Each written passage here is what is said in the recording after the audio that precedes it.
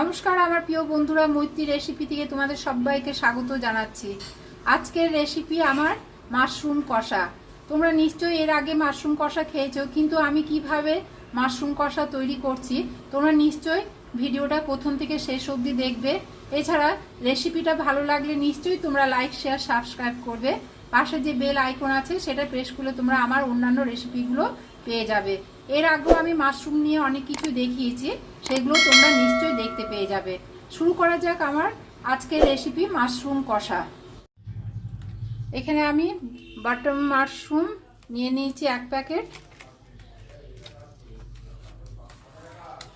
এই মাশরুমগুলো ভালো করে আমি আগে ধুয়ে নেব।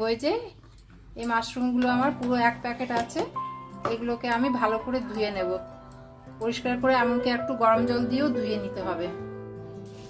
এরপর আমি মাশরুমগুলোকে বেশ কেটে কেটে নেব।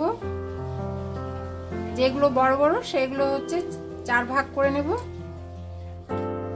মাশরুমের ভেতরটা অনেক সময় কালো হয়ে যায়, একদিন আগে কেনা হয় কিন্তু তার মধ্যেও কালো হয়ে যায় ভেতরটা। এটা জাস্ট একটু গরম জল দিয়ে আমি একটু ধুয়ে নেব। ধুয়ে দিলে যা ময়লা থাকবে সেগুলো সব বের হয়ে যাবে। এগুলো এমনি করে কেটে কেটে নিচ্ছি, তারপর আমি গরম জল দিয়ে ধুয়ে দিই। এরপরে আমি মাশরুমগুলোকে অল্প করে জাস্ট ভেজে নেব, বেশি ভাজবো না। কিন্তু তেল দিলাম, তেলটা একটু মিডিয়াম হিটে নিয়ে চলে যাচ্ছে। এরপরে আমি মাশরুমগুলোকে ভালো করে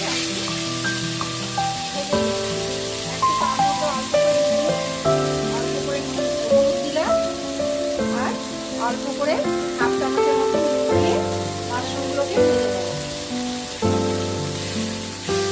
বেশি কিন্তু ভাজবো না, অল্প করে জাস্ট একটু ভেজে নিচ্ছি। যে জল জল ভাতটা আছে এটাকে আমি ভালো করে শুকিয়ে নিচ্ছি।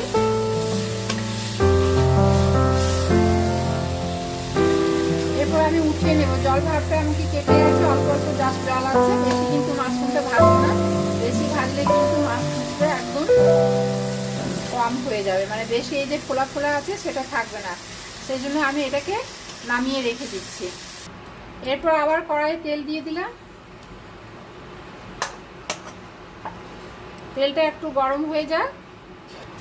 এরপরে আমি আলুগুলোকে অল্প করে হলুদ দিয়েছি, এর সঙ্গে অল্প করে নুন দিয়ে দিলাম। আলুর মধ্যে দিয়ে ভালো করে ভাজতে থাকবো। পাওয়ারটাকে বাড়িয়ে দিচ্ছি, মিডিয়াম হিটে নিয়ে গেলাম। আলুগুলো বেশ লাল লাল করে ভাজা হবে।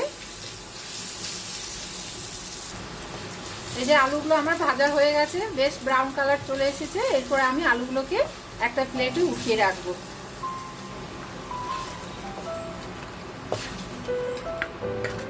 এরপরে এর মধ্যে আমি আলু ভাজার তেলে অল্প তেল আছে, জাস্ট অল্প করে আরেকটু তেল দিয়ে দিচ্ছি। এর মধ্যে আমি গরম মশলা ফোড়ন দেব। প্রথমে একটা তেজপাতা দিয়ে দিলাম। এর মধ্যে গোটা গরম মশলা আছে, দারচিনি 3টে, দারচিনি নয় সরি, লবঙ্গ 3টে, এলাচ 2টো আর 2টো দারচিনি স্টিক দিয়ে আমি এটা ফোড়ন করে দিচ্ছি। একটু ভাজা ভাজা করে নিই। মশলা দিয়ে বেশ একটা গন্ধ ছাড়ছে। এরপরে এর মধ্যে আমি এই যে পেঁয়াজ পেস্ট করে রেখেছি, পেঁয়াজ পেস্ট দিয়ে দেবো। 2 চামচ দিয়ে দিলাম। দিয়ে একটু ভালো করে নাড়াচাড়া করে নিই। এর মধ্যে আমি আবার রসুন পেস্ট দিয়ে দিচ্ছি, 1 চামচ রসুন পেস্ট দিয়ে দিচ্ছি। পেঁয়াজটা একটু ভালো করে কষানো হলো, তারপরে আমি এখানে 1 চামচ লঙ্কার গুঁড়ো, জিরে গুঁড়ো 1 চামচ, 1 চামচ আদা, 1 চামচ ধনে গুঁড়ো দিয়ে ভালো করে আবার অল্প জাস্ট একটু জল দিয়ে দিচ্ছি, নইলে মশলাটা লেগে যাবার ভয় থাকবে। জাস্ট অল্প করে জল দিয়ে দিচ্ছি। মশলাটাকে আমি এরপরে ভালো করে কষতে থাকবো।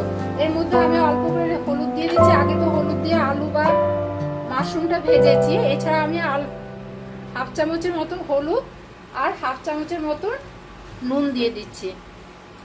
দিয়ে আমি ভালো করে মশলাটা কষতে থাকবো। যত ভালো করে মশলা কষানো হবে তার স্বাদটাই খুব ভালো হবে। রান্নার স্বাদটাই পাল্টে যাবে, খুব ভালো লাগবে। এই যে এই মাশরুমের রেসিপিটা করছি, এটা কিন্তু মাংসকেও হার মেনে যাবে। মাশরুম কষা খুব ভালো লাগবে, বাড়িতে তোমরা নিশ্চয়ই ট্রাই করবে। খেতে খুবই সুস্বাদু, এমনকি খুব টেস্টি। বেশ কিন্তু মশলাটাকে কষাচ্ছি, এর মধ্যে আমি অল্প করে হালকা গরম জল দিয়ে দেব। হালকা একটু গরম জল দিয়ে দিচ্ছি মশলার মধ্যে, দিয়ে এর মধ্যে আবার আলুগুলোকে আমি দিয়ে দিচ্ছি। আলুগুলো দিয়ে দিলাম, আলুগুলো এই মশলার মধ্যে ভালো করে কষতে থাকবো যাতে আলুগুলো সেদ্ধ হয়ে যায়। মাশরুম তো এমনিতেই নরম, আলুগুলো এর মধ্যে কষতে কষতে বেশ সেদ্ধ হয়ে যাবে। এর মধ্যে আমার এক বাটি মানে দুটো টমেটো পেস্ট করে রেখেছি, দুটো টমেটো পেস্ট দিয়ে দিলাম, দুটো ছোট সাইজের টমেটো দিয়ে এর মধ্যে আমি ভালো করে এবারে কষতে থাকবো। আগে চিনি দিইনি, তাই হাফ চামচ আমি চিনি এখন দিয়ে দিচ্ছি।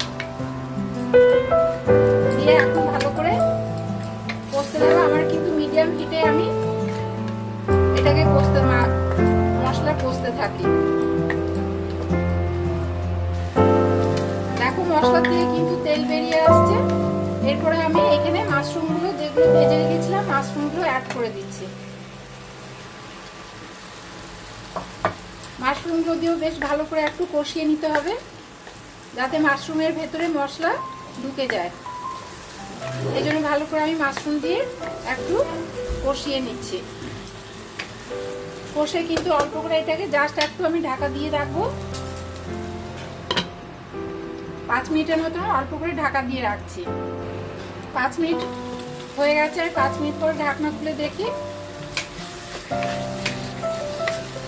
দেখো বেশ ভালো গ্রেভিটা হয়েছে, এমনকি মাশরুমতে একটা ভালো গন্ধ বেরোচ্ছে। এর মধ্যে আমি অল্প হালকা গরম জল আবার দিয়ে দিচ্ছি, দিয়ে আবার অল্প করে ঢাকা দিয়ে রাখবো। আলুগুলো সেদ্ধ হয়ে গেছে, আলু সেদ্ধ হয়ে গেছে। আবার 5 মিনিট ঢাকা দিয়ে রাখছি। 5 মিনিট পর ঢাকা খুলে দেখি বেশ গ্রেভিটা হয়ে গেছে। এটা আরেকটু হবে, এই জন্য আরেকটু ঢাকা দিয়ে রাখছি। আবার 5 মিনিট পরে ঢাকা খুলে দেখি এখানে আমি হয়ে গেছে। এর মধ্যে আমি অল্প করে হাফ চামচ গুঁড়ো গরম মশলা দিয়ে দিলাম।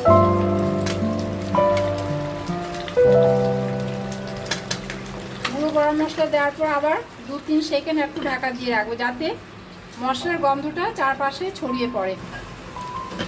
আবার ঢাকা খুলে দেখি এটা নিশ্চয়ই হয়ে যাবে। হয়েও গেছে, এমনকি খুব ভালো একটা স্মেল বেরোচ্ছে। আমি এরপর এটাকে নামিয়ে রাখবো, সার্ভিং বলে ঢেলে রাখছি। রেসিপিটা কেমন লাগলো তোমরা নিশ্চয়ই কমেন্ট বক্সে জানাবে। এছাড়াও ভালো লাগলে নিশ্চয়ই তোমরা লাইক শেয়ার সাবস্ক্রাইব করবে। পাশে যে বেল আইকন আছে সেটা প্রেস করলে তোমরা আমার অন্যান্য রেসিপিগুলো পেয়ে যাবে। রেসিপিটা করার কিছুই ব্যাপার নেই, খুবই সহজ প্রসেস, এমনকি খেতেও খুবই ভালো লাগবে। রুটি, ভাত, এমনকি পরোটা সবারই সঙ্গে খেতে ভালো লাগবে। মাশরুম কষা এর আগে নিশ্চয়ই তোমরা করেছো, কিন্তু আমি কিভাবে করলাম সেটা নিশ্চয়ই তোমরা ফলো করেছো। এভাবে তোমরা নিশ্চয়ই ট্রাই করবে, খেতেও খুব ভালো লাগবে। আজকে এই পর্যন্ত, পরের রেসিপি নিয়ে আবার তোমাদের কাছে আসবো। তোমরা নিশ্চয়ই ভালো থেকো, সুস্থ থেকো। বাই।